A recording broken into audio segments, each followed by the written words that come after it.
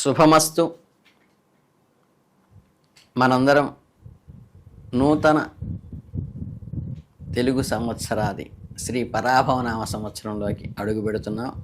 ఉగాది శుభాకాంక్షలందరికీ.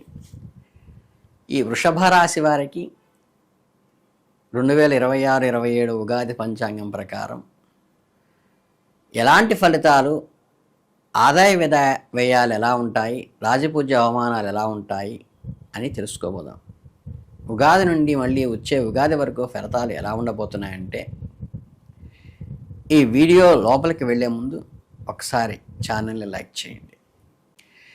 ఈ కొత్త సంవత్సరంలో వృషభ రాశికి ఆదాయ వ్యయాలు, రాజపూజ్యం చూసుకుంటే ఆదాయం 5 ఉన్నది, వ్యయం కొంచెం ఎక్కువగా 14 ఉన్నది.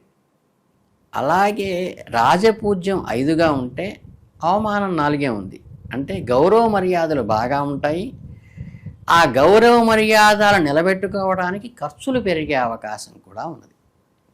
ఇక గ్రహ సంచారాన్ని పరిశీలిస్తే గురుడు జూన్ 1వ తేదీ వరకు ద్వితీయ స్థానంలోను తర్వాత అక్టోబర్ 30వ తేదీ వరకు 3వ ఇంట్లోను భాతృస్థానంలోను, తదుపరి ఫిబ్రవరి 24 వరకు అర్ధాష్టమ స్థానంలోను, శనేశ్వరుడు శని ఈ సంవత్సరం అంతా కూడా 11లో లాభస్థానంలోనూ విశేషం. రాహు అక్టోబర్ 1 నుంచి 10వ ఇంట్లోనూ, కేతువు 4వ ఇంట్లోనూ ఉంటారు. తదుపరి రాహు 9వ ఇంటికి, కేతువు 3వ ఇంటికి మారుతారు. ఈ గ్రహస్థితుల ఆధారంగా ఈ సంవత్సరం వృషభ రాశి వారికి అన్ని రంగాల్లో చేసే వృత్తుల్లో వారికి తిరుగులేని ఫలితాలు పొందుతారు, విశేషమైన లాభాలు పొందుతారు. అలాగే సొంత గృహాన్ని నిర్మించుకునే యోగము, ధనాన్ని నిల్వ చేయటం వంటి శుభాలు కలుగుతాయి. ఆభరణాలు ప్రాప్తిస్తాయి. మీకు అదృష్టం కలిసి వచ్చే పరిశీలిస్తే కృత్తికా నక్షత్రం వారు కెంపు, రోహిణీ నక్షత్రం వారు ముత్యము, మృగశిర నక్షత్రం వారు పగడము, ఉంగరాల్లో ధరించడం మంచిది. అవకాశం ఉన్నవాళ్ళు చేసుకోండి, ఇది కంపల్ కాదు. 1, 2, 5, 6, 7 నక్షత్రాలు శని, బుధ, శుక్ర, సోమవారాలు అదృష్టాన్ని కలిగించేవిగా ఉంటాయి. అలాగే మీరు ఉద్యోగాల్లో ఉన్నవారికి ఇష్టపడిన కార్యక్రమాలు సిద్ధిస్తాయి. వృధా ప్రయాణాలు అయితే చేయవలసి వస్తుంది. మీ కుటుంబ పరంగా చూస్తే కుటుంబ పరిస్థితి మాత్రం సామాన్యంగా ఉంటుంది. తొందరపాటు నిర్ణయాలు తీసుకోవటం వల్ల కొన్ని ఇబ్బందులు కలిగే అవకాశం ఉంది. ముఖ్యంగా రుణ విమోచన కలుగుతుంది. మరియు బంగారు ఆభరణాలు కొనుగోలు చేసే అవకాశం ఉంది. ఇవి శుభపరిణామం. మహిళా ఉద్యోగుల క్రయ విక్రయాలకు సంబంధించిన సమూహాల్లో ఉండి వాటిని అత్యంత నేర్పరితనంగా చేస్తారు. కంటి సంబంధమైన అననుకూలత కలిగే అవకాశం కూడా ఉంది. ఇక కాంట్రాక్ట్ రంగంలో ఉన్నవారికి ద్రవ్య వ్యాప్తి ఉన్నప్పటికీ ధనం ఆలస్యంగా చేతికి అందుతుంది. జూను, జూలై, అక్టోబరు, నవంబరు మరియు నెక్స్ట్ జనవరి, ఫిబ్రవరి మాసాల్లో మంచి లాభాలు కలిగే అవకాశం ఉంది. వస్తు నిల్వలు వ్యవహారాల్లో విజయం సాధిస్తారు, అంటే స్టాక్ వల్ల. రాజకీయ నాయకులకు ఈ సంవత్సరం వ్యవహారాల్లో లాభం చేకూరుతుంది. నమ్మిన వారే మోసం చేసే సూచన కూడా ఉన్నది. అలాగే కుటుంబ సౌఖ్యము మరియు వాహన యోగం కూడా రాజకీయ నాయకులకు సూచించబడుతుంది. న్యాయవాదులకు అంటే లాయర్లకు వ్యవహారిక జ్ఞానం ద్వారా లాభాలు చేకూరుతాయి. పరాన్న భోజనము, భోగాల పట్ల ఆసక్తి పెరుగుతుంది. ఉద్యోగులకు స్త్రీలతో విరోధాలు కలుగుతాయి. సామాన్యమైన ధనలాభం అందరికీ ఉంటుంది. ఒత్తిడులు, స్ట్రెస్, అధిక శ్రమతో కూడినటువంటి లాభాలు పొందుతాయి. ఇక రైల్వే ఉద్యోగులకు బంధుమిత్రుల దర్శనం కలుగుతుంది. తల్లి తరపున సౌఖ్యం, అంటే అమ్మ తరఫు వాళ్ళతో సౌఖ్యం కలుగుతుంది. వీరికి వివాహాది శుభకార్యాలు జరగటము, అన్ని విధాల శుభయోగాలు కూడా మీకు జరుగుతాయి. ఇతర పారిశ్రామిక రంగాల్లో అభివృద్ధి మరియు సాంఘిక సేవ చేసే అవకాశం కూడా ఈ రాశి వాళ్ళకి కలుగుతుంది. ఇక కలప, సిమెంటు, శానిటరీ వ్యాపారాలకు అన్ని మాసాల్లోనూ సామాన్యమైన ఆదాయం ఉంటుంది. వృత్తి వ్యాపారంలో చిన్న అపశృతి దొరికే అవకాశం ఉంది. పెయింటింగ్ రంగంలో ఉన్న వారికి పురోభివృద్ధి జరుగుతుంది. ఈ భూమి, వాహనాలు, వ్యాపారం చేసేవారికి రుణ బాధలు కూడా తీరుతాయి. ధనప్రాప్తి, కుటుంబ సౌఖ్యము చక్కగా కలుగుతుంది. సినీ పరిశ్రమలో వారికి వాహన సంబంధ సమస్యలు ఎదురయ్యే అవకాశం ఉంది. విందు వినోదాల్లో పాల్గొంటారు. దూర ప్రాంతాలు ప్రయాణాలు చేస్తారు. అనాచారాల పట్ల ఆసక్తి కలిగే విధంగా మనసు టెంప్ట్ అవుతుంది.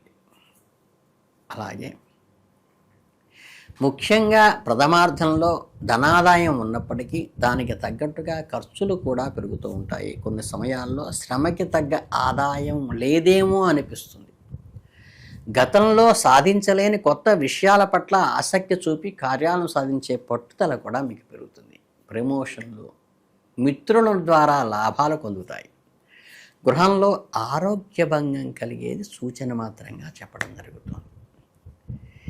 ఏ వృత్తి వ్యాపారాల్లో ఉన్నప్పటికీ కీర్తి ప్రతిష్టల విషయంలో అనుకోని సంఘటనలు, శత్రుపీడ, అధిక ఖర్చులు ఉండే సూచన చెప్పక తప్పదు. కొన్ని సమయాల్లో శాస్త్రీయమైన సమాలోచన చేస్తారు. దూర ప్రయాణాలు జరుగుతాయి. ప్రకృతి సంబంధమైన వైపరీత్యాల వల్ల కొంత నష్టం కలిగే అవకాశం ఉంది. కొన్ని సందర్భాల్లో ఆత్మీయులే ద్రోహం చేయటం ద్వారా సొంత మనుషులు డబ్బు కోసం ఇబ్బంది పెట్టడం జరుగుతుంది. కొన్ని నిర్ణయాలు తెలిసి తెలియక చేయటం వల్ల ఇబ్బందులు పడే అవకాశం ఉంది. జాగ్రత్తగా ఉండండి.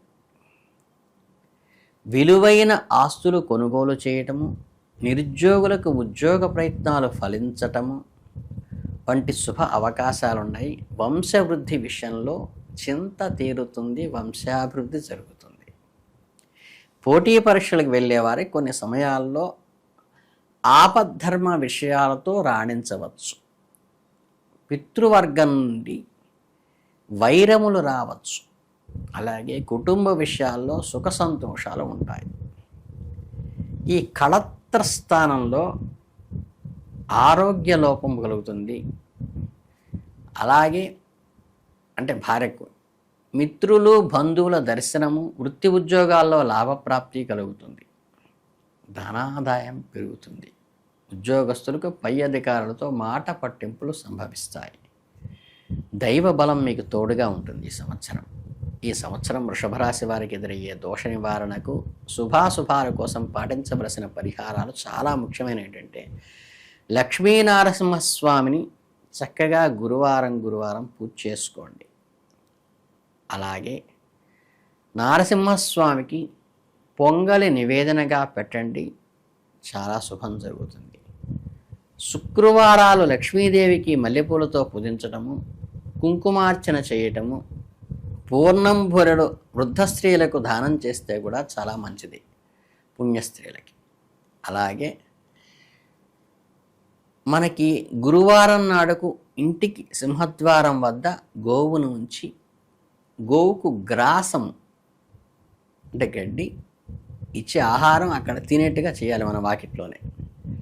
బుధగ్రహ దోష నివారణకు బుధగ్రహ ప్రదక్షిణము, ఉత్తరైన ఆకులతో పూజించటము, ముద్గాన్నాన్ని నివేదనగా పెట్టడము, పెసలు దానం చేయటము, పెసలు ప్రసాదంగా పంచడం కూడా మంచిది. శ్రీశైల దర్శనం చేసుకోవటం కూడా మంచి శుభాలనిస్తుంది.